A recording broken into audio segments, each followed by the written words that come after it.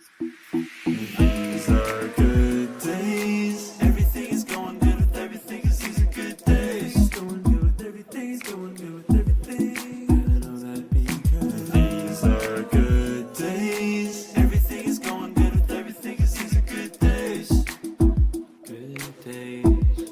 Good days. Welcome to These Are Good Days with Leanne Miller. Matt Barris. And Sharon McMahon. Yes. We're so excited that you're here, Sharon. Thank you so Thanks for much. inviting me. Yes. Thank So you so fun. much.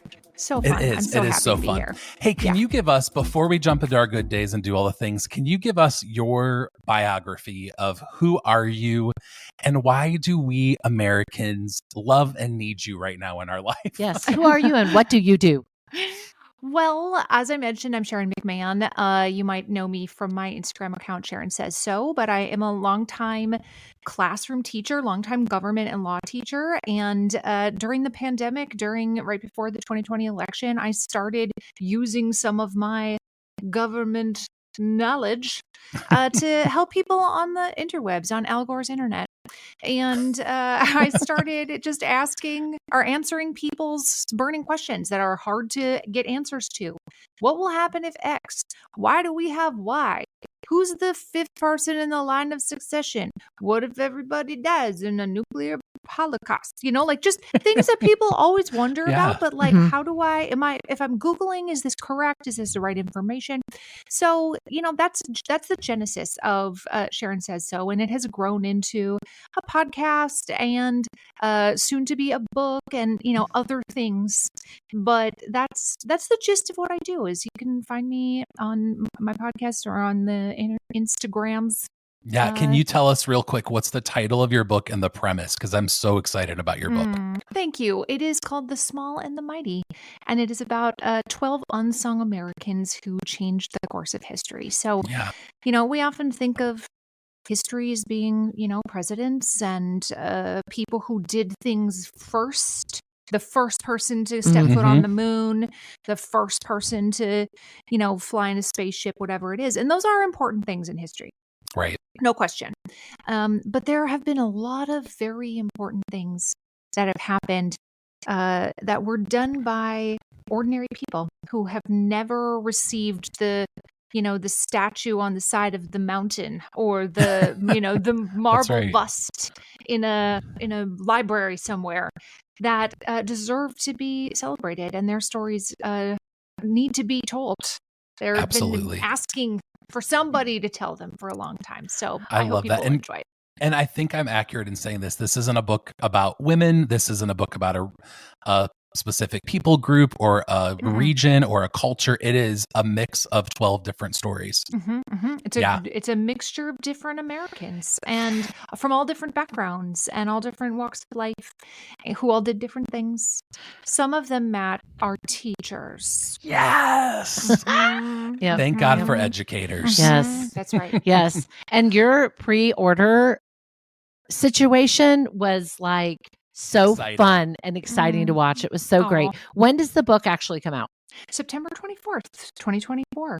So Okay. like another handful of months. We're just That is been awesome. negotiating about when to record the audiobook today even. So that's on my horizon next. And Yeah. we're in Are the you final. going to do a book tour? I am going to do a book tour. Okay. Yes. Yes. Come to Ohio. And are you reading in your voice? And am I reading in my Minnesota accent? Am I reading like, Yes. hey guys, welcome We back to my love channel. history. This is such a good book. I hope you're going to love it. You can't put it down. Get up on the roof, drink a pop, listen to my book. But It's listen, gonna I be do want to so hear good. you read it. I do want to hear your voice. I do too. Yeah. Is it you? I am Can going you to tell read us it. yet? I am Yes. going to read it. I'm not Yes. going to Okay, read perfect. it in my, I'm sure my accent will slip in there, but I'm not going to Listen, make it don't you know? obnoxious. Don't you know it will? I'm not going to be too obnoxious about it. Okay. awesome. Before we get too much further, like you said, I want to know, what is your typical day like, Sharon? What does your typical day look like? That's a good question. It varies a lot. It really does. It varies so much. Right now, I'm in a ton of book meetings. So there's a lot of meetings related to publicity, marketing, book tours, audiobook, copy edits, cover design. So right now there's a lot of moving pieces related to meetings about my book. And also a lot of time of me spending time with the manuscript. Like today I have been finishing up the final, it's been copy edited.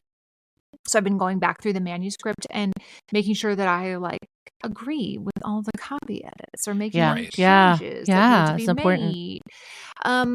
But it usually starts, pretty early in the morning. I have kids to get off to school, and I have a team to lead, and they all are waiting for me to check in with them before they sort of get started on their days. So it usually starts with checking with my team, getting my kids off to school, seeing what kind of news stories have developed overnight, getting up to speed. Especially with things overseas that happen over in the overnight hours, previewing what's on the agenda for the day. So it's a lot of time spent looking at a screen. It would not be very exciting to an outside observer. It really would not. Bring your daughter to work day wouldn't be fun. To bring your child to work day. You're like, Mom. All the seniors that want to shadow people. For all they know, you could be playing Tetris all day. I know, exactly. Just shopping at Nordstrom, adding to cart. That's all I'm doing all day. Yeah, I have a reporter from a newspaper who is coming in a couple of weeks to sort of follow me around. And I'm like, but it's got to be boring. Yeah. They're trying to write a profile of me. I'm like, are you going to just sit in a chair watching me look at a screen? I'm not Beyonce. I'm not trying on rhinestone bodysuits while getting my hair blown out. You know what I mean? You can always have 5-year goals. That's right. You might not be Beyonce today. That's right. But come back in 5 years and we'll see where you are. No. But yes, the point is that it doesn't look exciting to the outside observer. Yeah. But I really do. I'm very busy throughout the day. And I want to say, I am just, before we jump into everything, I am just so thankful for your voice in the world. 2020 was such a hard time. And I think to find people that bring facts and balance to the force, I'm just thankful for people like you speaking into our lives. Thank you. You are America's government teacher. Thank you. It's true. And I think you should wear that as a badge of honor. Yeah. So thank you for what you bring to internet spaces in particular. It's really important. Thank you. I actually follow All Sides because of you. So I love reading their updates. Yeah, that's good. So, well, which leads to a great question that we have. Let's just jump in. Because you mentioned your team and you mentioned... We didn't tell our good days yet. Oh. We didn't. We do every time. Okay. But just let me ask this. Okay. You mentioned having a team and you mentioned looking at a screen. Is that go with research with fact checking to make sure that what you're putting out there? Because I always feel like everything you're putting on your Instagram is very well researched and very well thought out. It's not like you're just having a cup of coffee, running out the door, taking the kids to their sporting events while typing your status on, in your stories on Instagram. It feels very deliberate and very well thought out, but also very researched. So do you have a team that actually helps you fact check? If necessary, they can. Sometimes we will, sort of divvy up. If we're trying to find, for example, we're trying to find the latest economic numbers of what is the current GDP year-over-year growth versus what is the current unemployment rate, et cetera, where we're trying to pull multiple pieces of information together into one cohesive, for me to post in one cohesive story. It can be super helpful to have people who go actually to the source and find that info, because that kind of stuff can take a while to look up, right? To get from an accurate source and not just Google it and then take the top Google result and whatever it says is what it is. That's how people get into trouble sometimes. Finding going to the source of the information and finding it, especially when you're talking about statistic heavy information, can be super helpful. But one of the things that I always make sure to do is, especially if I am talking about a topic that is very hot button, very fraught on the political stage is I make sure that I am getting it right by confirming the information from multiple sources. Okay, Yeah. that's good. I don't believe in like, well, so and so said it, so it's Mhm. therefore consequently always true. That's Right, again, right. that's how people get into trouble. It's just having their one, oh well, Bob said it and everything Bob says is the gospel. Well, no. Bob is a human just like we all are. We're all Yeah. prone to make mistakes. Mhm. So it helps mitigate against that's good. that issue. Mhm. Yeah, that's good. Absolutely. Well, why don't you share your good day first? So just any good day that I've ever Any good had? day. Any good day. I've ever Any good day. had? Well, recent. Let's say we usually do within the last last week or two. week or 2 or 3. Mm. Man, you put her Okay. on the spot to go first. Yeah, I did. My favorite version of a good day is a weekend where I don't have to like vault out of bed to Mhm. Yes. start pushing people out the door and getting started. And there is nothing I enjoy more than getting up in the morning before everybody else is awake and it's still like just the early dawn is starting to rise. Making myself a cup of coffee and sitting by the fire working on my needlepoint. That is my idea of a great day. Yes. Listen, I picked up hand embroidery 2 winters ago. Did My wife and you? I did it together. You did. Oh my word. It's so relaxing. I So love good. it. Yes. And of That's course, a good day. needlepoint is a form of embroidery, just like cross stitch is a form of embroidery. And there's a variety of different types of embroidery. But I just love it. I'm That very is good amazing. at like fiber arts handcrafts. That's always been like a thing for me. And so I love to needlepoint. I'm DMing you a picture of something that I made. Yeah. Because I just Listen. want my government teacher to be Gold proud star. of me. Yeah, listen, Gold you're star. going to be trying some of these are good days coffee blend because it's coming to you, Sharon. Oh, I'm excited. So I'm Yes. excited. we want your feedback. Okay, I'll Matt, think of what's your you. good day?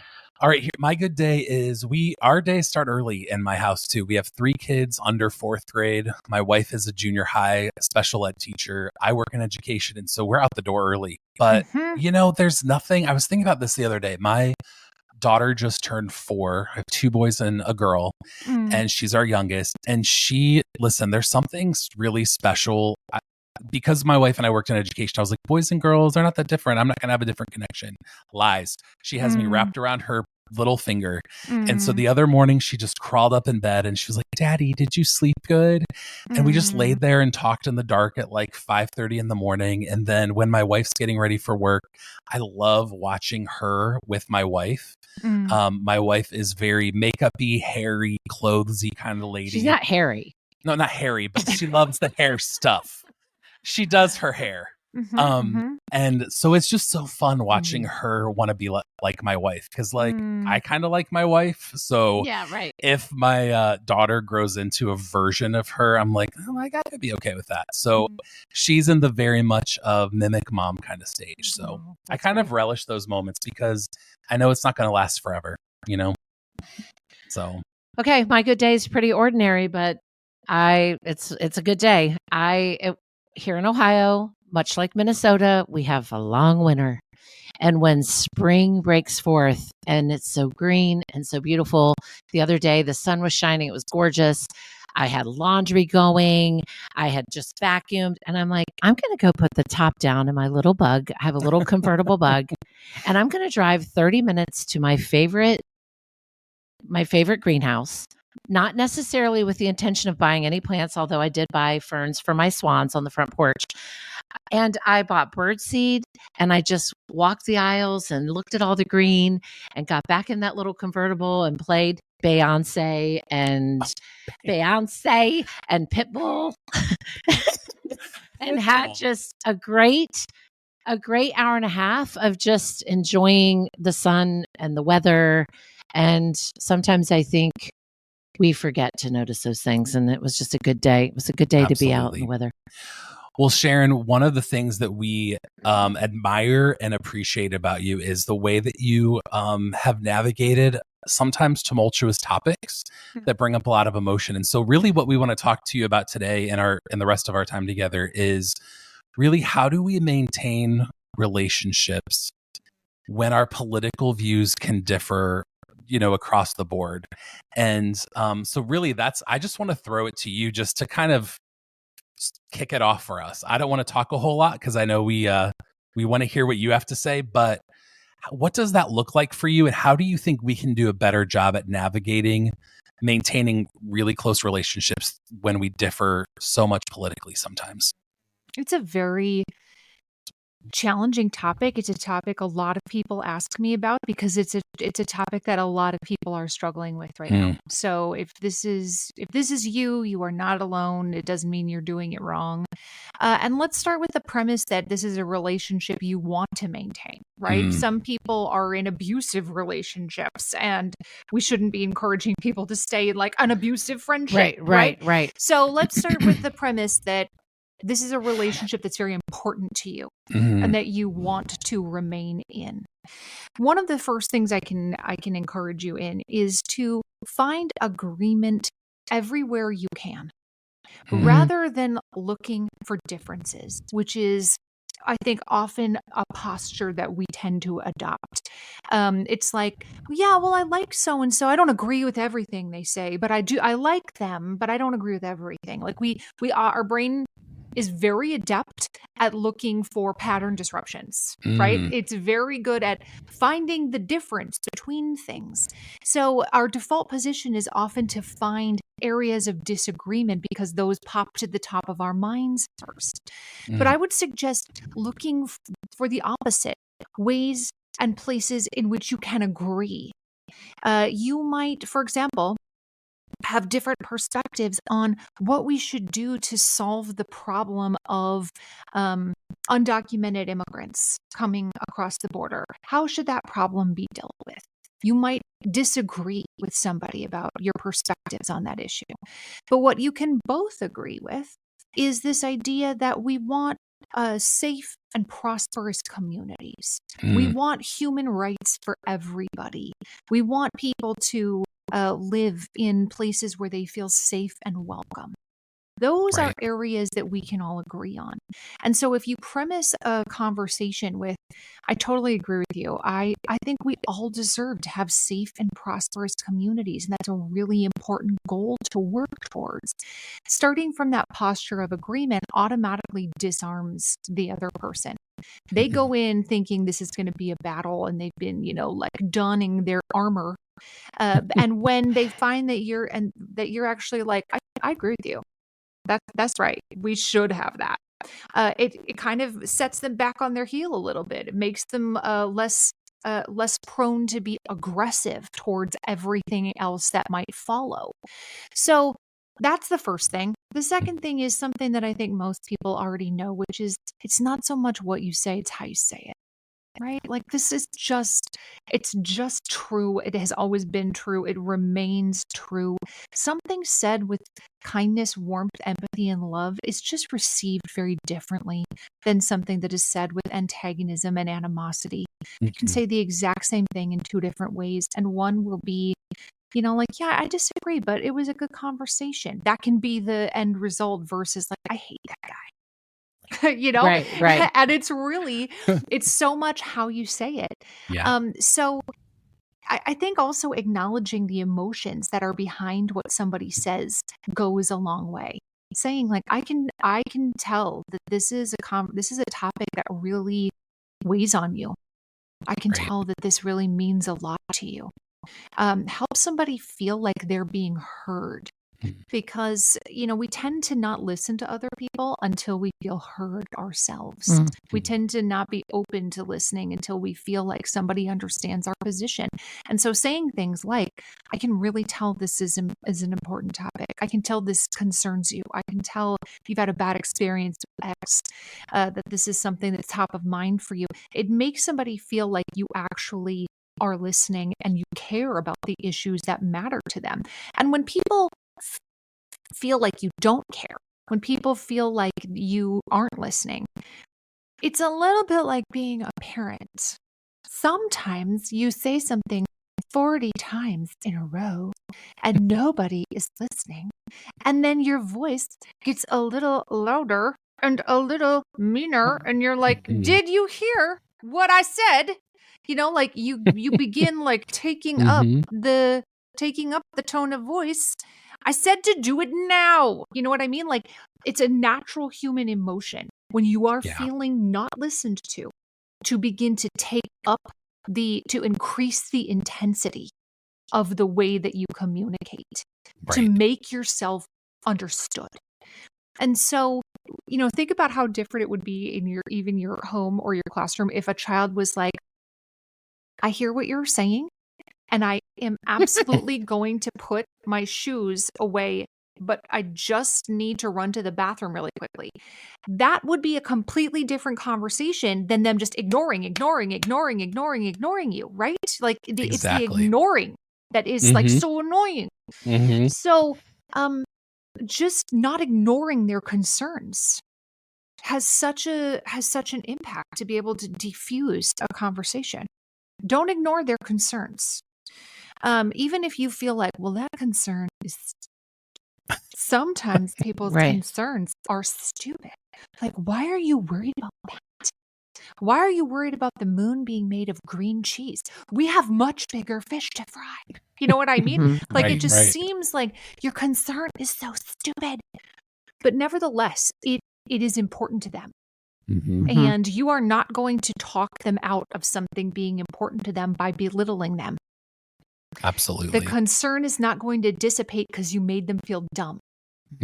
Right. So that is regardless of if their concern is stupid. I'm just really worried about the invading Martians from the green cheese moon. Like even, assuming we're not talking about somebody who's truly, truly delusional. I'm just using this as a silly example, right? The concern is very real to them. Even if you think their concern is silly. So those are a few things that I like to keep in mind about like the tone, making somebody else feel heard. Even if I ultimately don't change my mind. I always like to say that listening to understand doesn't obligate you to agree with somebody. We sometimes feel that's like a good word. Just hearing somebody out means that you're going to be forced to change your mind at the end of the conversation. And that's just not true. Like you think about your own spouse. When you are in the middle of a conflict, which are inevitable in human relationships. It's actually not fun to have absolutely no disagreement on things ever, because that is just like, what am I talking to, a Barbie doll here? Like, this is not fun. Is this a Disney animatronic? Yeah, that's not a Disney animatronic is not a fun person to have a relationship with, right? Sharon, did you know that I love Disney? He loves Disney. I love that you brought Disney to this. Disney has some good animatronics, Matt, and some animatronics that are quite questionable. Agree. Totally agree. What are we doing? Why? I agree. Why are some so good? Like the animatronics in the Pandora ride in Animal Kingdom are out of control amazing. And some of them are like, we're doing the same thing. It's so true. Anyway, animatronics. Since we're talking about Disney animatronics, I'm sure you've seen the American story in the American Pavilion at Epcot. Yes. And when Mark Twain's talking to Ben Franklin. Yes. Such a good little show. It's a good little show. It's a good place to get out of the heat. It's so true. So tell me this: do you truly believe that Republican, Democrat, and Independent, we all have more in common than we don't? That we truly have more in common with each other? Because if I am one of the aliens coming from the green cheese moon and I come to America, I would think, oh my word, these people are incredibly divided. If we just read salacious headlines, I would think this is the most divided place ever. Do these people have anything in common?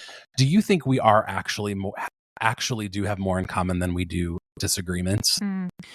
The studies demonstrate that we absolutely do. There's a vast amount of hidden consensus that gets no attention because, again, what does your brain look for? It looks for differences, for pattern disruptions. It looks for things to be afraid of. Yeah. And when you can monetize something to be afraid of, that's how you can convert people's eyeballs, right? Like, Mm. you don't turn on CNN in the morning to hear about the firefighters rescuing a kitten from a tree. That's It's not what true. your brain is looking for. Like, what do I need to be afraid of? How do I mitigate against those fears? Who is the enemy? How do I protect myself from the enemy so they don't take my stuff and kill my kids and whatever it is? Our Yeah. brains are absolutely hardwired to look for that information. So, but what social scientists have found is that there is a vast amount of hidden consensus between us, where on the overwhelming majority of issues, we have similar viewpoints on the right and on Mm. the left of, somewhere between 70 and 80% consensus on Wow. the vast majority of issues, depending on what it is. But the perception of consensus, if you ask Republicans, how much consensus do we have? Or if you ask Democrats, how much consensus is there? There's a perception that we only have 10 to 20% consensus. Wow. But That's in fascinating. reality, we have 70 to 80% consensus on a variety of topics. Wow. So what gets the attention are the areas of where there's a lack of consensus. That's what Yeah. gets the attention, because that's what people are inherently interested in. It's not actually very newsworthy to be like, we all agree that we should cut our lawns on Wednesdays. Like, that's not that interesting to read about. You know what Right. I mean? What's Right. interesting is Matt thinks that he should never have to cut his lawn again. Right. Well, now I'm interested in, like, who is Matt and why is he such a big deal? Like, Exactly. now I'm paying attention. So that's just how news works. News there has to be something new, right? Like, that's the definition of fascinating. news, is it has to be new. We're Yeah, not going to repeat interesting. the same thing over and over and be like, we agree. That's not a news story. If you are thinking about directing people to resources that are across the board good, across the board accurate, like maybe they don't all agree, maybe they don't all say the same thing. What are those news outlets, or what is some of that information you would direct people to? Because what I feel like I see, especially my age and older, I'm 55. Ding, ding, ding. And I feel like I see a lot of people being like loyal to one news outlet. They watch one news outlet all the time. If you walk into their house at 5:30, that news is going to be on, and it's going to be on all evening long. They're not going to move from it. And every other news outlet is liars, cheats, and thieves. Yes. Can you speak into that a little bit? You're absolutely right. And we have a tendency to do that because it makes our brains feel good. It's like scratching an itch. It feels good to be surrounded with information that we already believe. That is comfortable for our brains. Our brains want to protect us from scary things, and new information is scary. You might not be aware that it is, but it can be. So it's not surprising that that's how humans are kind of hardwired to seek out information that supports what you already believe. If you're being honest, and you don't have to tell me what it is, but if you're being honest, you have probably Googled a question to find more reasons to support an answer that you already think. Why is real butter better than margarine? Yeah. Right. You've like Googled the answer to some question where you want more supporting evidence for your already held opinion. Right? We have all done it. We've all done it. And that is because it just feels good. It feels good in our brain. Now we have like more information about why butter's better than mud. So, like that's how the news situation works too. If you are like 5:30, my favorite channel goes on, it feels good in my brain. So one of the things I like to tell people is to explore a resource that is called Ad Fontes Media. Ad Fontes is Latin for to the source. And they have a team of people, dozens of people, who review news outlets and also things like podcasts and websites for both bias and also accuracy, or I should say reliability, for both bias and reliability. That means how factual are they? How much original reporting are they doing? Interesting. Versus how much original reporting are they doing versus just offering their opinions on, why Pitbull it should not be Mr. Worldwide, right? Like, who is he to claim he's Mr. Worldwide, right? Like, who has Right. who has Right. Edge bestowed on that that. on him, right? Okay. Yeah, exactly. Can you spell that for me? Yes, it's ADFONTES, Adfontes Media. They have a great Instagram, but you can also find them on the web. And so you can go on there and you can see who is rated to the left or to the right. And at the top of the bell curve, you can see who's in the middle at middle. But at the top of the curve are people or news outlets that are highly reliable. Meaning that it's not just an opinion news site. There's nothing Right. wrong with listening to other people's opinions if that's what you want to do, but you can't substitute up somebody's opinion for actual news, right? Right. Like a news is there was a fire at 123 Main Street and 12 people were killed in the fire, and they put the fire out at 2:30 in the morning. Those are the facts of the story. Right. Opinions are like, that building should have never caught on fire, and the fire department is stupid, and they bought that new fire truck, and they're wasting our taxpayer money. Right. Like, exactly. that's the opinion surrounding the facts.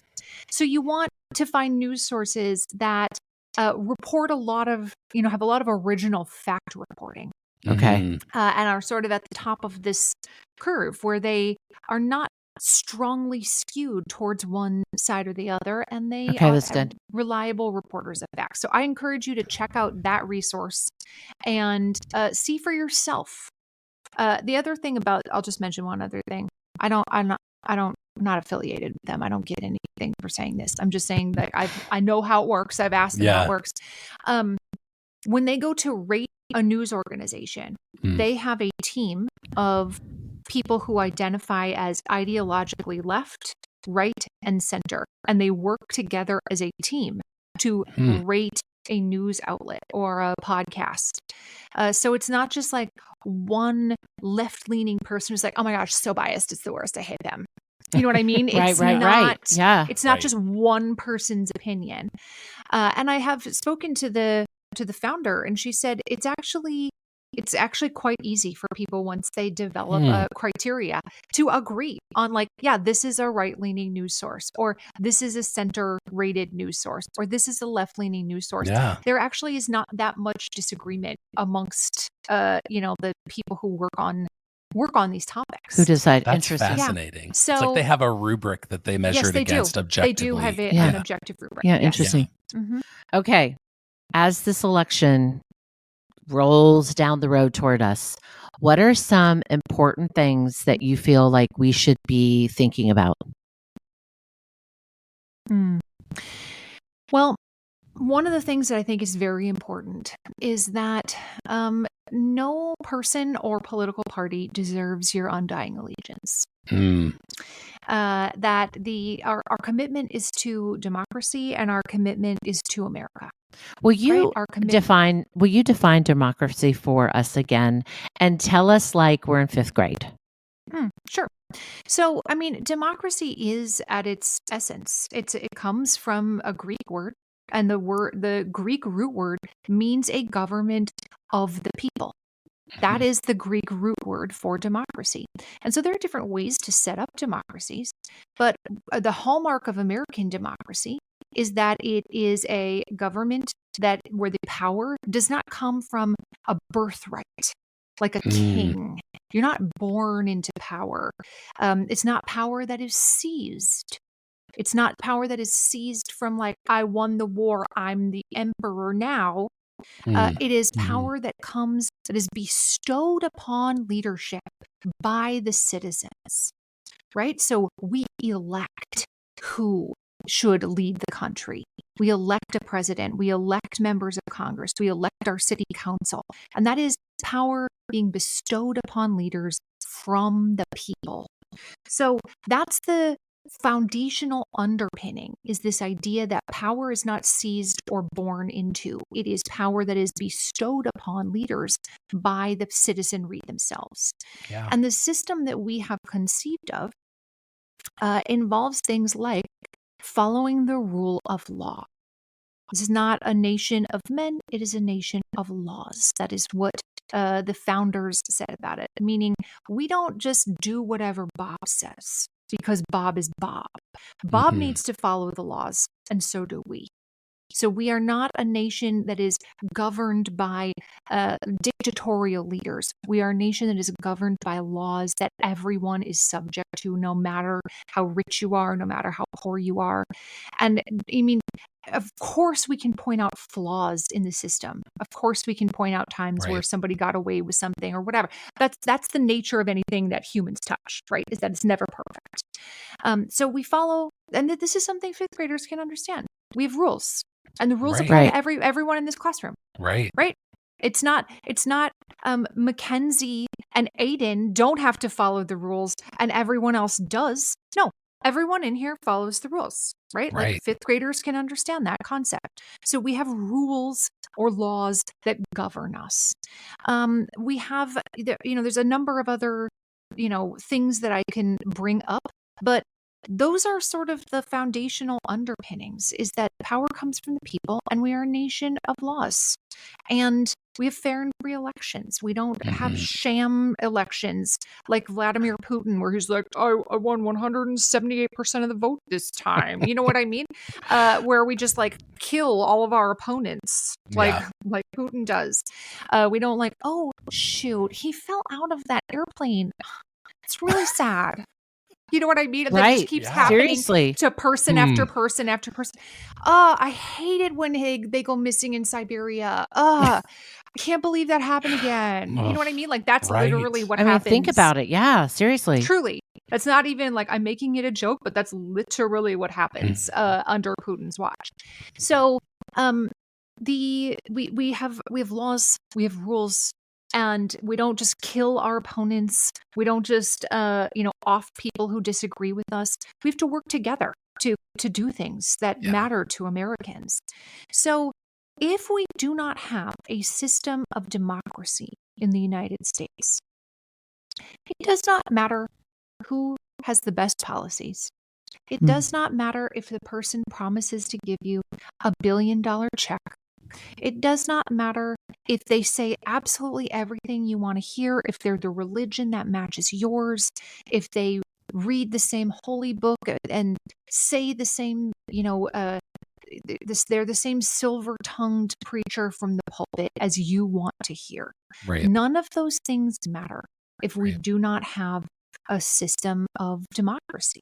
So to me, what is more important than any policy, because every single policy the United States has ever had, ever in the history of time, has already changed at least one time or will change in the future. There is not a single policy that is literally carved into stone that we will never ever get rid of, right? So policies are much easier to change than anything else. So we need to, in my viewpoint, if we don't have democracy, we have nothing. Mhm. So it is very important that we choose leaders who are committed to the principles of democracy over party allegiance. Mhm. And the people who have landed on the right side of history, as you look back throughout the sweep of the American experiment, the people who have landed on the right side of history are leaders with character. They are not leaders with the right policies. Because again, policies can change and conditions and circumstances change. But the right leader, the right character qualities, that goes much farther in furthering where we want to be than somebody who's like, here's my 10-point plan. That 10-point plan could be gone in an afternoon, Yeah. right? That 10-point right. plan could just be a lie. So is what I hear you saying that the character of the person is actually, you should be looking at that just as closely or maybe even more closely than the policies they want to put in place? Look I at the believe so, character of yes. the, okay. And then when you talk about history, people on the right side of history, when you look back, the great Mhm. American experiment, who are some of those people in your mind? Like Mm. that if you were going to write a short story about this person, who would it be? I mean, the most obvious example that historians cite is Abraham Lincoln, right? Like, he's on the right side of history. Nobody questions that. No, I mean, unless you are truly wackadoodle, right? Nobody is like, Abraham Lincoln, man, he was the worst. No, like Right. he actually, half the country hated him. They were Right. Interesting. they were willing to die to fight his policies. But his character that he had spent his entire life forming allowed him to be the leader that was needed in that moment, and to have the moral clarity to do the right thing despite the public opposition. It turns out the public's enthusiasm for various policies, that has given us a number of very questionable outcomes. And I mean questionable very, very generously. And sometimes our questionable outcomes has meant, 750,000 people dying. The public's opinion is not always on the right side of history, but a leader of high moral character almost always is. That's so That's good. such a good word. Yeah. That's such a good word. So as we do look towards a very similar election that we had 4 years ago is what it's looking like at this point. What, I really appreciate you saying tempering your allegiance to a party or a person. What are the other things that you're like, hey, as we look towards this November, and as we look towards electing another president here in the next few months, what are some other maybe perspectives you think we should take as we examine our options, and as we even examine maybe our party? I think a lot of friends of ours, I think a lot of people in America are just examining their beliefs in general in regards to politics. So what would you say, hey, look at these things, or look at this angle, and I heard you say allegiance to a party and character of the person. Is there anything else you would add to that list? Yeah, I mean, I always think about this in terms of who treats people the way I want them to be treated. Who is I'm trying to think of the best way to say this. If that person was in my classroom, or they were the principal at a school that I was working at, which person that I'm trying to choose between, knowing that I will never 100% agree with all of their decisions. That is Right. just the human experience. You Right. are going to disagree with something your boss does, your principal does, your president does. They are going to have to make unpopular choices. Right. So you must go into it with the expectation that, like, sometimes I am not going to agree with this person. But at the end of the day, do they make decisions based from a perspective of, I truly care about you and want what is best for you, for all of us? And do I trust that they have the kind of character to make those decisions, so that they become a person that I want to follow? Yeah. The mark of a great leader is not who they put down, but who they lift up. And does this person that I'm choosing to vote for, do they lift up the people who have difficulty lifting up themselves? That's good. Or are they putting those people down? That has never been on the right side of history. Who you can put down has never been on the right side of history. Ooh, that's good. I feel like I could do a case study and look through and just, that's really good. Yeah. So Okay, I have one more question for you. Mhm. Let's say we get to a place in a friendship or relationship where we say our conversations are not productive and they're actually hurtful and they feel personal. What are some boundaries you have, or you would suggest putting in place in those relationships, so that we can maintain relationships maybe that we want to keep? Sometimes, the generation gap can be hard, or differences of faith can be hard. What are some boundaries you would suggest that we put in place with the person that we want to be in relationship with, but it's been really, really, really difficult to navigate these political waters? What are some tips you would have for us on how to maintain relationships with that? There's a few things. The first thing is, bring up the issue at a time when you're not actually arguing about it. At a time, at peacetime. That's when you want to talk about the thing, just like it is with your kids or your spouse or whatever. In the middle of an argument, and you're like, "You are the worst person, and I hate that you never do this thing," is the person be like, "Oh my gosh, I have reflected, I have made changes." Right. Like, is that going to be the outcome? Right? Right. Like, I've really been thinking so hard about the thing you said. Or if you say, "Listen, there's something I need to talk to you about, and I know that I would want to start by saying I love you, but I Right. need you to stop doing the towels on the floor thing. I need you to stop." Right. That it comes from a very different. That feels really different Mhm. than having that conversation in the middle of it. So one thing you can think about doing, broaching the topic during a time when you're getting along. The Mhm. next thing is deciding whether or not it is even worth it to have political conversations with that person. Because Yeah. there is still plenty that you can talk about. If politics is all you have to talk about, then you probably don't have a ton in common, right? Like maybe you need to develop some more, figure out what you have in common. That's What other good. things That's you good. can talk about. Yeah. Right. So, I mean, it can be something as simple as like, where are you going on vacation this summer? What is your grandchild up to? Who do you want to win the World Series? You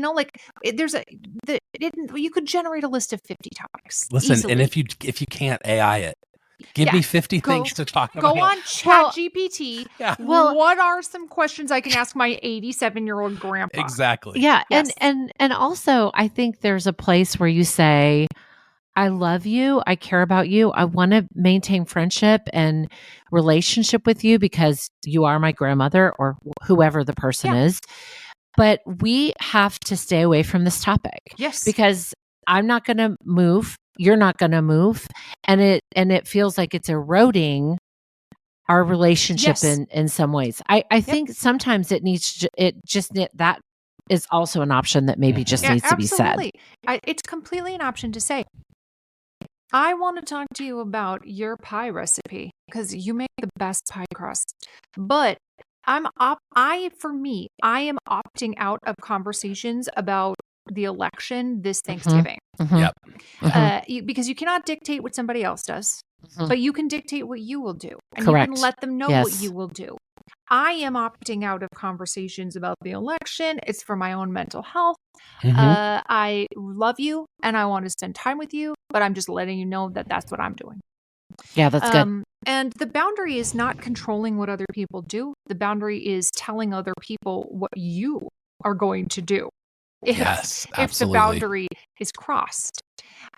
So that's, a lot of people don't like upholding their own boundaries. They get mad when other people broach their boundaries, Mhm. but then they do nothing to actually enforce them. They get mad that other people haven't just gone along with it. Right? What if, Matt, my boundary is you're going to give me your whole paycheck? Okay, that's my boundary. Right? Like, is it Sorry. actually you're like, sorry, I make $8 per pay period. I'm a teacher. No, you know what I'm saying? Yeah. I can't have a boundary that forces you to do something else and then get mad Right. when you don't do it. Right. My boundary is about my own behavior. Here's what I'm doing. So that's, a lot of people have to be honest with themselves. Am I actually willing to enforce this boundary? It's like with your kids. You're like, we're going to leave. We are going home from Disney World. If you do not stop doing that thing, well, you know you're not going home from Disney World. You just paid $10,000 to get here. We're not leaving, right? So that, like, don't give your child a boundary that you don't actually intend to enforce. Right. And the same is Right. true with other people. Like, if you're not prepared to back it up, don't say it. Right. Right. It's good. Exactly. Well, Hey, well, Sharon, we are so thankful for this conversation and helping us kind of reframe our relationships maybe as we enter this season and just giving us tips for how to get good information in our head. I think one of my favorite things you said is that the human brain is wired to look for difference. And I think that's going to be my takeaway is how can I look for sameness and how can I retrain my brain to look for the commonalities that I have with the people around me instead of the differences. Yeah, that's so really thank good. you for sharing that. Yeah, thank you so much. Hey, well, this is how we end our podcast every time. Wait, we have to talk about food Yeah, that's just a true. little bit. Sharon, You haven't received it yet, but you are going to be getting a box from Walnut Creek Foods and Walnut Creek Cheese and Market. And I have to tell you something that's in it that I've hand selected for you that you're going to love if you don't have. Okay. I think every kitchen should have one of these, and it's an onion keeper. Do you have one? I do not have an onion keeper. Okay. No, I do not. I knew you were a savage. You are What are you doing? Ruthless. Wrapping it Okay. wrapping it in saran like a heathen. When you cut your onion, you're going to put it in this adorable onion keeper. And what it's going to do is it's going to keep all the onion smells contained. It's going to keep it from getting slimy or wet or gooey. And it's going to make the life of the onion last longer. So you have one in your box. You have some wonderful coffee from us. Then you have some great gadgets. I went through their gadget area there. I've put some gadgets in there for you. And also some wonderful jams and jellies and peanut butter spread. Peanut butter spread is in a squeezable bottle. Exciting. It's peanut butter mixed with some marshmallow fluff. And my opinion is the best way to have it is on Ritz crackers. You can put it on toast. It also makes a great peanut butter and jelly, but on a Ritz cracker, it is divine. So we always like to give them a shout out, Walnut Creek Foods, because they sponsor our podcast, and you're going to get a lovely box from them. And I cannot wait until you get it. Thank you. I'm so excited. I love anything. I love edibles. Yeah. We'll keep that in context for you. Thank you. Hey, well, thank you so much. We can't thank you enough for this wonderful conversation. I'm so happy to be here. Thank you. We end this every time with the same phrase. Whether ordinary or extraordinary, we hope you see that these are good days. This episode brought to you by Walnut Creek Foods.